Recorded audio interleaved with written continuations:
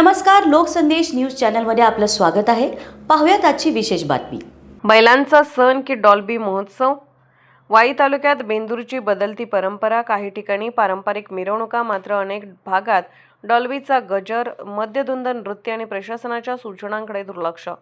सातारा प्रतिनिधी प्रवीण नवघरे। शेतकऱ्यांचा जीवाभावाचा सण म्हणून ओळखला जाणारा बेंदूर यंदा वाई शहरासह तालुक्यात उत्साहात साजरा झाला। मात्र बैलांच्या पूजनाचा आणि कृषी संस्कृतीचा संदेश देणाऱ्या या सणावर अनेक ठिकाणी डॉल्बीचा कर्णकर्कश आवाज, मद्यधुंद तरुणांचा धिंगाणा आणि बेभान नृत्य याची छाया पडल्याचे चित्र दिसून आले। त्यामुळे बैलांचा सण की डॉल्बी महोत्सव असा सवाल अनेक नागरिकांनी उपस्थित केला। दिवसभर रिमझिम पाऊस सुरू असतानाही शेतकरी बांधवांनी आपल्या सर्जाराजाला आंघोळ घालून पिवळी रंगीबेरंगी नक्षीकाम, आकर्षक शिंगांची सजावट, फुलांचे हार, घुंगरमाळा आणि पारंपरिक साज चढवून पूजन केले। त्यानंतर गावोगावी ढोल, ताशे आणि पारंपरिक वाद्यांच्या गजरात बैलांच्या मिरवणुका काढण्यात आल्या। मात्र अनेक ठिकाणी या मिरवणुकांमध्ये बैलांपेक्षा डॉल्बी आणि त्यावर नाचणाऱ्या तरुणांचाच अधिक बोलबाला दिसून आला।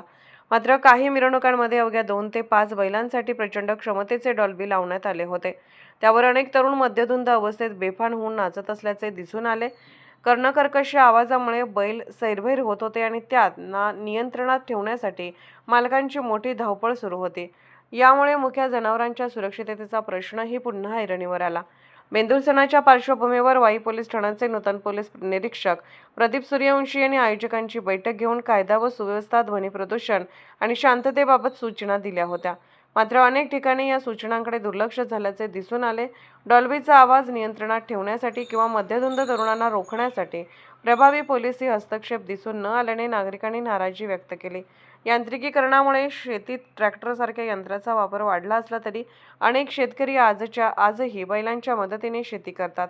बैलांप्रती कृतज्ञता व्यक्त करणाऱ्या या सणाचे रूपांतर डॉल्बी स्पर्धा आणि धांगड-धिंगात होत असल्याची खंत ज्येष्ठ नागरिक आणि प्राणीप्रेमींनी व्यक्त केली।